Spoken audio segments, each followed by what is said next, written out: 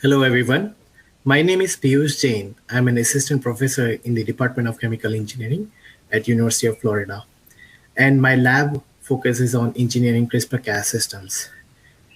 Today, I have the opportunity to speak to you about CRISPR-Cas12 systems and how we can engineer them to make better diagnostics. So in our lab, we have three areas of research. We focus on engineering CRISPR-Cas. That's one area of research. The other area also involves delivering these CRISPR-Cas systems into different target tissues. We use nano engineering for that. And then we use these two technologies for treatment and diagnostics of diseases. Since 2020, early 2020, we started looking at the diagnostic technologies for detecting SARS-CoV-2. So as you all know, COVID-19 is a disease caused by SARS-CoV-2, and there are many methods of detecting it. But the two major methods you can classify them as is one is direct detection of the SARS-CoV-2 virus, where you can either detect the genomic RNA or detect the viral surface antigen or detect the physicochemical properties of virus. The other method uses the detection of the host antibody. And the difference between these two methods is that the host antibodies typically appear much later. And so the issue is that you don't detect the antibodies for an active infection. And it's typically monitored for past infections, whereas the direct detection of the SARS-CoV-2 virus is preferred method for detecting an active infection. Now, in terms of using technologies for detection, we must have a technology that is sensitive, that is also specific and has fast detection. And in terms of detecting genomic RNA, typically RT-PCR method is used, which is highly sensitive and specific, but it's not fast enough for detection. Now, host antibody detection provides an opportunity to have really rapid diagnosis. Also, similarly, antigen-based tests are also quite rapid in detecting. However, they lack the sensitivity or specificity that is needed. So our goal is to develop a PCR-like technology which achieves all three parameters of sensitivity, specificity, and speed. So it's a rapid test, but also is very accurate in detecting any pathogen. And SARS-CoV-2 here is just an example because we worked on it a lot. So if we look at the landscape of approved diagnostics by the FDA, there are already many different types of tests that are out there, and they have been assigned emergency use authorization during the pandemic. But majority of these tests are RT-PCR based tests, as you can see here, with some of these tests being also amplification methods that can be conducted in isothermal conditions, such as RT-LAMP, transcription mediated amplification, and also you will notice that there are some tests that are also for CRISPR based, and there are many other technologies as well. So if you just look at the number of CRISPR-Cas based tests that are approved by the FDA and given emergency use authorization, there are three different times they gave authorization. One was for Sherlock, and two of them for Mammoth Biosciences. You'll notice that all these tests require some kind of isothermal amplification. So in this case, RT-LAMP amplification. And also they are required to be conducted in a high complexity lab testing environment, meaning you can do them in a point of care setting or at home settings. CRISPR-Cas systems can be used in diagnostics, and CRISPR-Cas systems are adaptive immune system that occur in bacteria, archaea, and megaphages. So when a virus invades a bacteria, it brings its own piece of DNA that gets integrated typically into the genome of the host, and or sometimes not integrated, but it actually allows the virus to replicate and make more copies of it. And eventually the cell dies. So in order to protect itself, bacteria has evolved this CRISPR-based system. And the way it works is that they take a tiny piece of the DNA from the viral DNA and integrate it into its own genome. And these DNA are stored in this array called CRISPR array. So this CRISPR array is basically called CRISPR because they have some repeat sequences that flank these non-repeat viral sequences. The repeat sequences are shown here in diamond shape, black diamond shape structure. And these are short sequences and are palindromic in nature. And therefore, CRISPR stands for cluster of regularly interspaced short palindromic repeats. Now, these spacers, before they get integrated, are called protospacers. And there is also a sequence next to it, shown here in red, called protospacer adjacent motif, which is important to distinguish between self versus non-self DNA so that the CRISPR doesn't affect its own DNA later on. Now, CRISPR array has enough information to make pre-CRISPR RNA and then later get processed into CRISPR RNAs. Whereas if you look at some genes next to it, either upstream or downstream, in this case shown upstream, there's a Cas locus. Cas indicates these are CRISPR-associated genes, in short for Cas, and they make mRNAs and later Cas proteins. The Cas proteins are endonucleases that can cleave double-stranded DNA and sometimes also RNAs. And the CRISPR RNAs are going to bind to the Cas protein, and they are hairpin loop structure because of the palindromic sequences. And the CRISPR-Cas complex together can bind and now find a matching target. If the virus reinvades, the Cas proteins can make double-stranded cuts in the DNA, interfering with the viral replication. So CRISPR-Cas9 systems are the most popular CRISPR-based systems. And we can design simply a guide RNA, which is a CRISPR RNA combined with another RNA called tracer RNA. And just by taking a Cas9 enzyme, we can make it complex and target any particular DNA sequence. And then if the cleavage happens, cells oftentimes repair immediately through cellular repair machinery called non-homologous end joining. If the repair process is perfect, then the Cas can cut again. Whereas if the repair process is imperfect and if it introduces insertions or deletions, the CRISPR-Cas system will stop there and will not be able to cut. And therefore, we can get these insertions and deletions, which can then interfere with the protein production later on. And therefore, if CRISPR-Cas systems are great for a range of technologies, including in biotech industry for fuel production, food production, also materials, and also for medicine, for gene therapy, drug development, and for rapid genetic screening, gene regulation. Today, I'll not be talking about any of these, but I just wanted to mention that they exist. Also, it's important to note that Dr. Jennifer Doudna and Emmanuel Charpentier both won the Nobel Prize in Chemistry in 2020 for discovering the CRISPR-Cas9 based system for genome editing applications. And there are many different types of CRISPR-Cas systems, and these can be classified into 2 classes and 6 different types and many subtypes.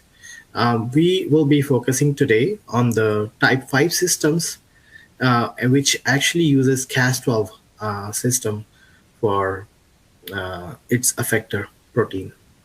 And the important thing to note here is that many of these systems can cleave the target. That's known as the cis cleavage. But some of them can also have trans cleavage, which means they can cleave other things after they cleave their target. And so that is why we use the systems for diagnostics, and we exploit the trans cleavage activity. So if you look at how these CRISPR-Cas12 systems work, some CRISPR-Cas systems are great for diagnostics. In particular, we are focusing on Cas12 based systems.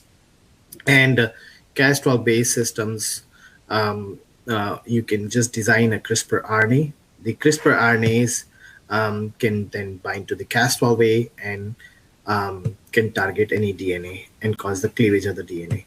So the first thing that happens is binding of the CRISPR RNA because it's complementary to one of the strands of the DNA. And then the Cas has one nucleus domain called RUFC, which is a flexible one and can cleave both the strands. In this event is called cis cleavage of the target. This follows a secondary cleavage called trans cleavage, where it starts cleaving any single-stranded DNA that are present in solution. This happens because of the conformational change of the Cas protein, exposing the nucleus domain to solvent-accessible single-stranded DNA. And just by placing a fluorophore and a quencher on a single-stranded DNA, we can cleave these reporter molecules. And if there is a target present, these reporter molecules after cleavage will produce fluorescence. And there are two different types of Cas12 systems. Sorry, there are two different types of Cas based systems. One is a Cas12a based system called a detector, which detects DNA and cleave other DNA molecules. And the other is called Cas13 based system, which detects RNA in the similar fashion here, and then cleaves other RNA molecules. And the approach is called Sherlock. And because they can amplify the signal, we can visualize even low levels of target because of this multiple turnover transcleavage activity. So we can just visualize this also here. This is the Cas12a, and this is the CRISPR RNA. When it finds a matching target, if there's a reporter present here, which is a single-stranded DNA reporter connected to fluorophore and quencher, it gets cleaved and you generate fluorescence. And as time passes by, more and more cleavage happens, and we can get up to about 1,000 reporter cleavage within a minute or so. So that's great. We can get these CRISPR-Cas systems for diagnostics. These are the seminal papers, one of them on the Sherlock technology, which also received EUA, as I mentioned before. And the other is called detector technology from Mammoth Biosciences. And that's from Jennifer Doudna's group, and this is from Fong Zheng's group. All right, so the pipeline of these detection technologies involves these general steps. So first step is the sample collection, followed by RNA extraction, followed by RT-LAMP based amplification, and then followed by CRISPR-based detection. And the CRISPR-based detection can be done using a plate reader, and it can be analyzed at a high throughput scale. So only lab-based tests have been approved so far by the FDA, and there is no CRISPR-based point-of-care test or any at-home test, and which is what our focus is.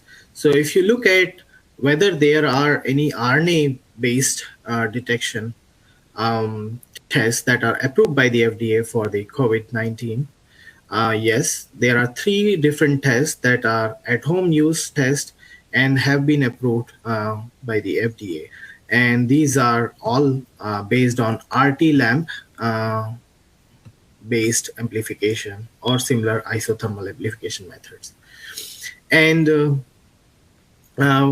The problem with the RT lamp is that the RT lamp itself suffers from really high rates of false positives.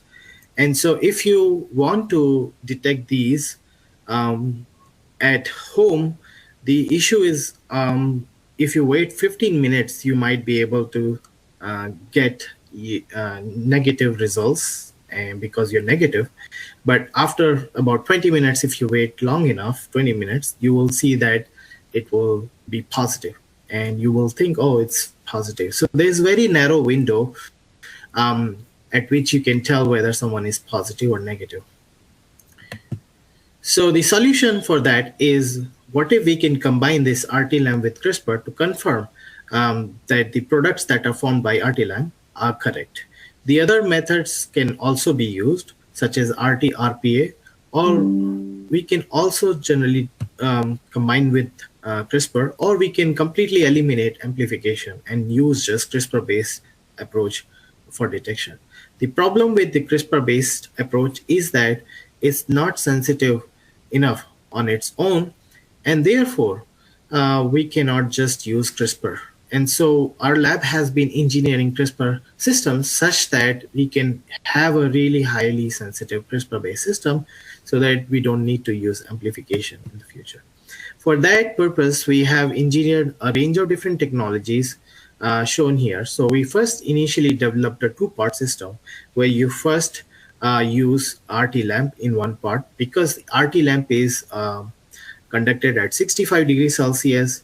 CRISPR-Cas systems usually denature at that temperature. We have to do RT lamp in one part and the CRISPR detection in second part. And for that, we have CRISPR-ENHANCE version 1 and version 2 technology, and also cCRISPR, which is our combinatorial CRISPR system, which where we actually looked at many different orthologs of CRISPR-Cas systems. And I won't be talking about this one, but I will be talking about ENHANCE today. In addition, we also developed the one-part technologies where we can now combine the CRISPR with the RT lamp in a single part, making it a simplified test. The issue with the two-part system, as you know, was the temperature. Two different temperatures are required and two different parts, so it becomes very difficult. And so we solved this problem by investigating new orthologs of Cas enzymes such that they can survive high temperatures, and also further engineering them using machine learning so that we can improve its overall thermostability, allowing it to combine it with RT lamp at high temperatures in one part. And very recently, in fact, just last week, we published that the CRISPR field acts assay. This can allow us to combine also other types of amplification strategy in one part. In addition to that, we are building amplification-free technology, which we recently published, where we show that we can not only detect DNA with Cas12 systems, but also RNAs, and using a split activator system. In addition, we also are working on PAM-less detection technologies, where typically you need a PAM next to a target, which makes it very difficult to design, particularly when we are targeting mutations. And we also have other technologies in the pipeline, such as nanopore-based detection technologies that we are working on. So just briefly, what is CRISPR-ENHANCE, which is, so we actually discovered that if you make extensions on the CRISPR RNAs, you can get some enhancements in activity. So this is just general, showing that if you take a CRISPR RNA and use a target, this is what I showed before, you get some activity. But we wondered what happens if you make modifications or extensions of the CRISPR RNA, either on the 5' end, so by adding DNA, RNA, or phosphorothioate, or on the 3' end of the CRISPR RNA. And what we found is that it was very intriguing that particularly when we added 3' on the 3' end of the CRISPR RNA, certain modifications such as DNA 7, DNA 13, also DNA 19, you will notice that all these modifications are enhancing the activity compared to this wild type guide RNA. And this happened only on the 3' end of the CRISPR RNA. Some other modifications such as RNAs also extend this or enhance our activity a little bit. And using this strategy, we were able to detect a range of different targets, including from single-stranded DNA, double-stranded DNA, even RNA by making a heteroduplex. So when you target DNA strand on a heteroduplex, you can detect that. And if you compare it with the wild type CRISPR-Cas system, the enhanced system with the 3' DNA nucleotides on the 7 nucleotide DNA sequences on the 3' end, they enhance much more. And even if you take the methylated DNA, it can detect it. So this is great. The enhance works, and we tested then this enhance for a range of different clinically relevant targets, including prostate cancer, HIV, HCV, and SARS-CoV-2. We've because this enhancement was happening at the CRISPR level, we were able to reduce our time for detection by just replacing the RNA extraction step with a simple lysis step. And that actually helped us reduce our time because of the high sensitivity and specificity. So we found that at that time it was one of the fastest reported Cas12a system, and we were able to apply it for COVID. And so later on, we did the clinical validation. So the CRISPR-ENHANCE system, we applied it for detecting SARS-CoV-2. So we also developed version 2 of CRISPR-ENHANCE so that it has more features. And what we did here is typically when we use CRISPR-ENHANCE, we have these extended CRISPR RNAs. But in addition to that, what we did was we also incorporated a Cas protein that is an engineered version from Keith Young's lab. And so the combination had slight enhancement in further activity. And we also engineered the reporters where we now have the fluorophore and quencher that are connected through the single-stranded DNA. And we have an internal biotin, which when they get cleaved, we can have two modes of detection. One is using the fluorescence-based detection, but also it allows us to do lateral flow detection, which shows up using gold nanoparticles. We can conjugate it with an antibody.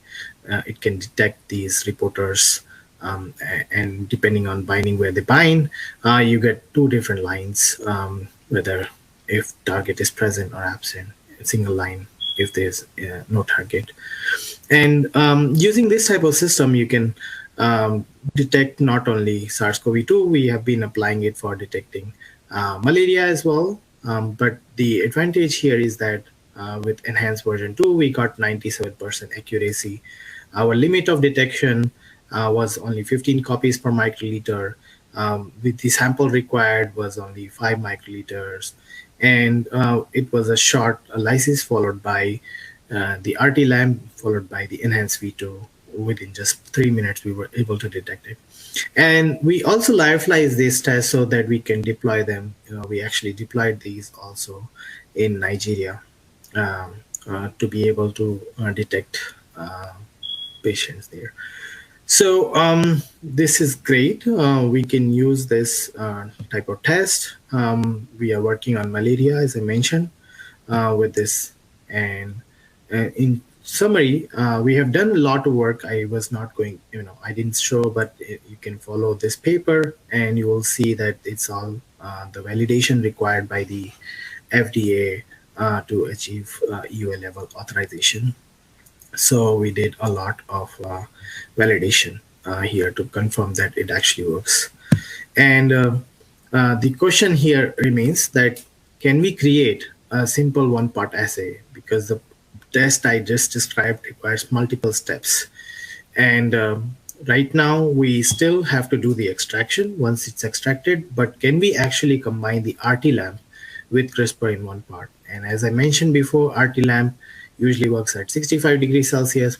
CRISPR-Cas12 systems denature at 50, and therefore we wanted to find out how we can combine them together. One option would be to decrease the temperature of RT-lamp. However, that usually fails and gives a lot of non-specific results.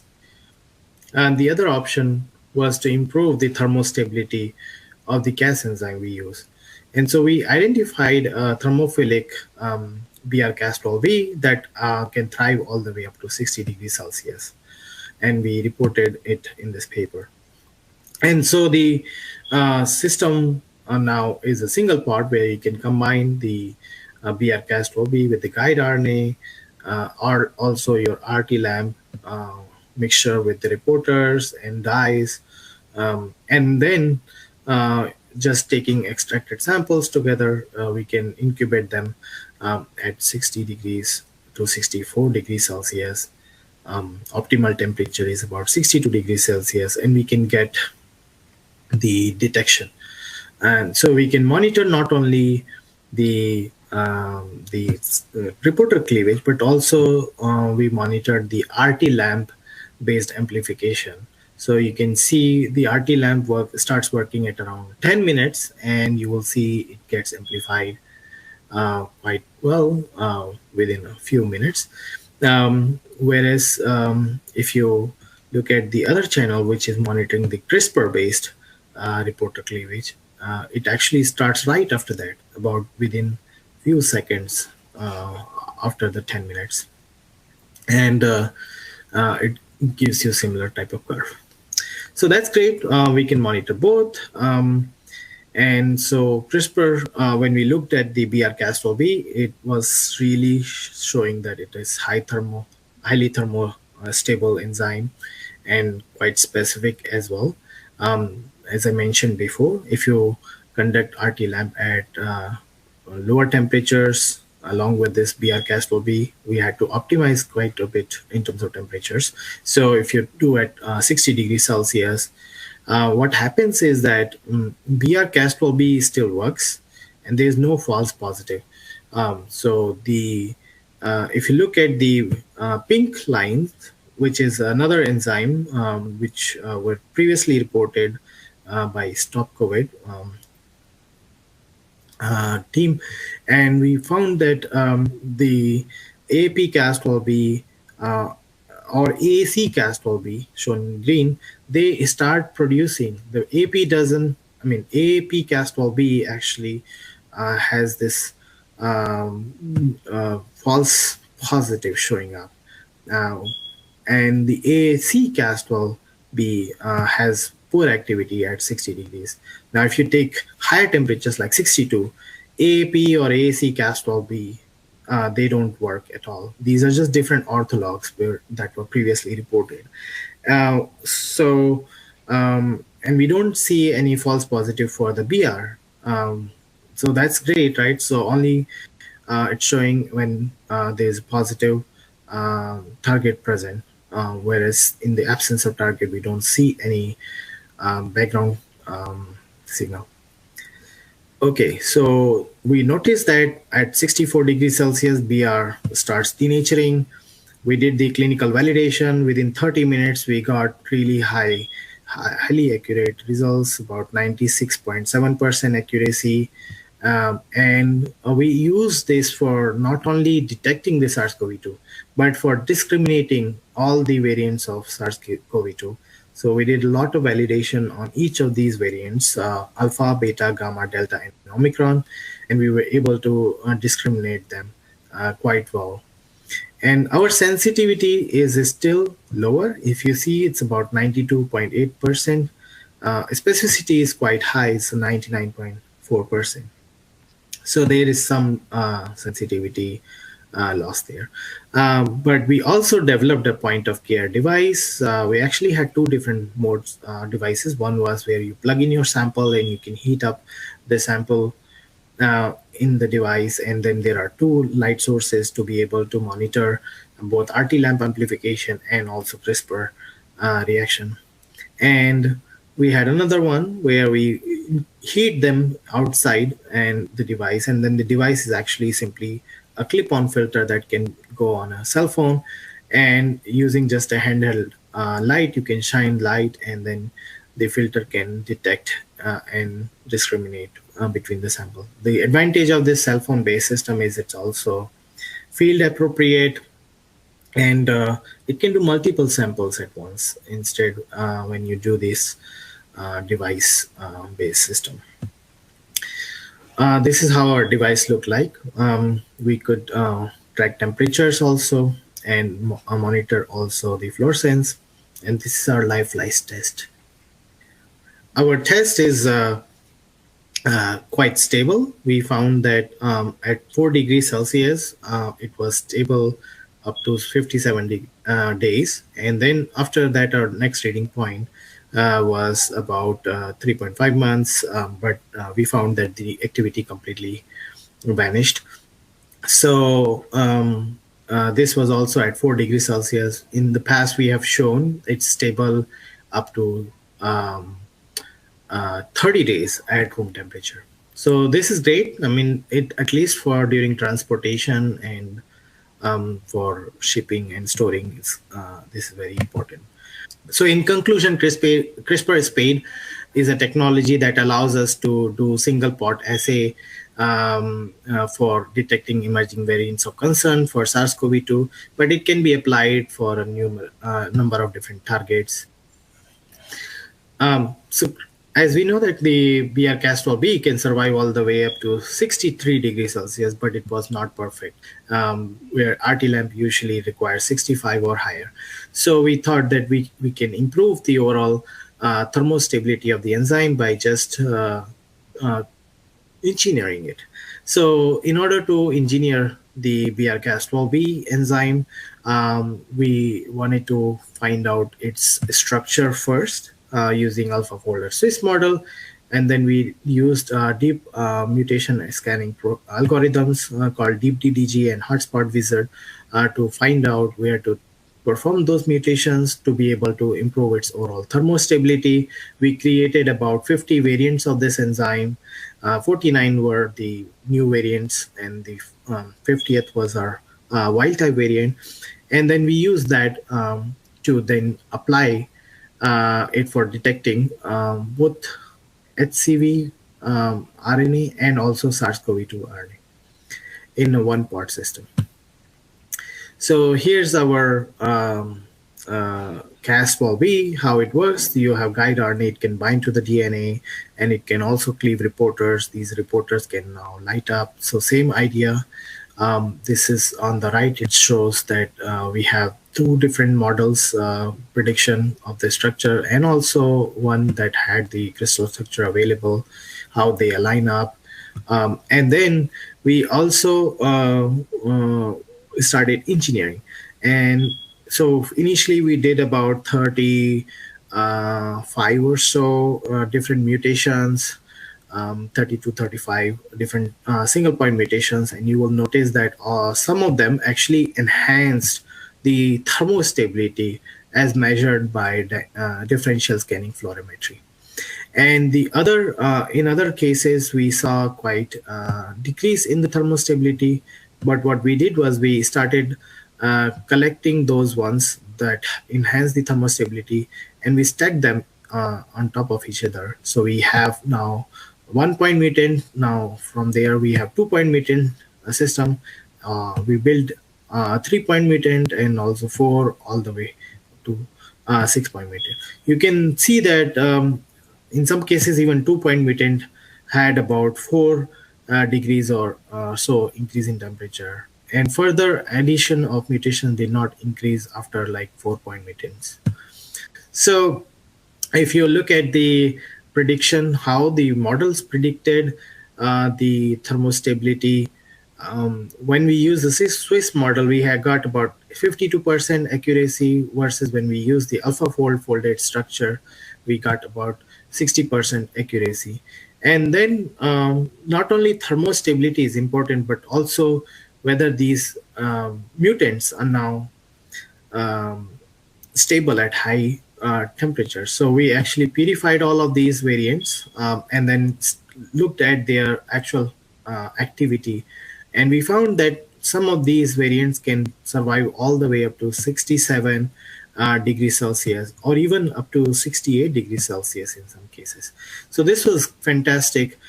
We have increased the thermostability of the overall enzyme previously, which was about 60 to 63 degrees Celsius. We use that for SARS detecting HCV, and as you know, HCV is a major problem in the US. 2 million people get infected with HCV every year. I'm sorry, 2 million people are infected, but every year we have about 140,000 new infections. Globally, about 71 million people are living with HCV, and 50% of them may be unaware of their infection status. So it's a huge problem because it can cause also hepatocellular carcinoma. And so HCV, this is the genome. We designed our guide RNA targeting the 5' UTR, and the process involved just collecting serum, extracting it with a magnetic base separation method, and following that, which can be conducted also in a point of care setting. And following that, we use our test. We call it SPLENDID. And this is just a simple one-part test that uses engineered BR enzyme, and we can get robust data. And with in terms of our actual clinical data, we found we were able to detect with overall accuracy of the 90%. So it's not great because if you look at the sensitivity, it's only 82.5% sensitive with 90% accuracy. Now, the reason was that when we investigated further, we found that we had designed our test to just detect GT1, which is genotype 1 for HCV. And when we looked at just the GT1 data, which matches perfectly, great, we got 95% accuracy for detecting GT1 with 91% sensitivity and 97.5% specificity. Whereas the other GT or other genotypes were not detected as robustly. And the reason was because of the design of the system. CRISPR is quite specific, and so each variant we have to redesign our test to be able to get overall higher accuracy. So the final thing I want to mention is we recently discovered that Cas12 systems can potentially be used for detecting RNA directly without performing any RT-lamp or heteroduplex, which we have shown in the past. The idea is simple. What we do here is we can split the activator into two halves. And so initially we wondered what happens if you take a target and you have two different, instead of having a full length target, if you have a split target, can we create an AND gate where when you have both targets present, it's active, and when you have only one of the targets present, it's inactive. And so what we found was that using these split systems, we were able to see when some of these targets are actually 20 nucleotides, then you get very high activity. So you can see 6 plus 14, 8 plus 12, you get very high activity. And this is using one of the enzymes called LB-Cas12a. But when we look at other enzymes, other orthologs, so AS and ER Cas12a, ER follows LB quite well, whereas the AS has its own activity. It actually works also when you have extra nucleotides in between here, and the sum is also greater than the 20. Okay, so we use this system to then test whether they can detect RNA. And so we used RNA either on the proximal side or on the distal side of the PAM. So the PAM is located here. And so we tested again in combinations with different single-stranded DNA or RNA shown here in this diagram. And we found that the RNA, when it's placed on the distal side, can be detected by LB-Cas12a. So on the PAM side, we have on the PAM proximal side, we have the DNA as a single-stranded DNA or double-stranded DNA. On the PAM distal side, which is located here, right here, like this, we can detect the RNA. But when we take the RNA on both the sides, the LB-Cas12a doesn't detect. Whereas AS was very intriguing that it was detecting the RNA on both the sides. And ER was not able to detect either, just like LB. So we realized that the LB and ER are quite similar to each other in terms of activity for split detection, whereas AS seems to tolerate RNAs, which was very intriguing for us. So we use this approach to develop multiplex detection of RNAs. We combine them with just a short data is shown here just to for the purpose of this talk, but you can find more information in the paper where we can take the Cas12a and design it to detect any RNA, and you can have one signal which is a FAM-based signal, and in the other case you can have a Cas13b based system which can directly also detect RNA but generates another signal. And we found that only when the appropriate target was present or when both targets were present, they both were active. And so we could do this in the, we can observe this in both the channels. And so it was very interesting to see that we could do the SAHARA and in a multiplex fashion. So in short, I've shown you today that we can engineer CRISPR RNAs to improve the activity. We can engineer the Cas. We can identify new Cas to create novel activity, and we also can engineer the Cas protein to improve thermostability. And finally, we can do target engineering also to be able to detect other targets with CRISPR. We are also working on other technologies. In the past, we have worked on light-activated CRISPR-Cas system or delivery of CRISPR-Cas system, which I did not discuss with you because those are some of the challenges with the current CRISPR-Cas technology. And in our upcoming work, you will hopefully will be published soon, where you will see that we have investigated a range of different orthologs of Cas12a and applied it for not only genome diagnostics, but also genome editing applications. If you are interested in joining our lab, please reach out to us. We have a range of different projects from detecting infectious diseases to cancer to also developing genome editing tools. And at the end now, I would like to acknowledge everyone who has participated in this work, all my students, collaborators, all the funding sources, and I want to disclose that we have a couple of companies that we co-founded. Thank you all. I would like to take any questions.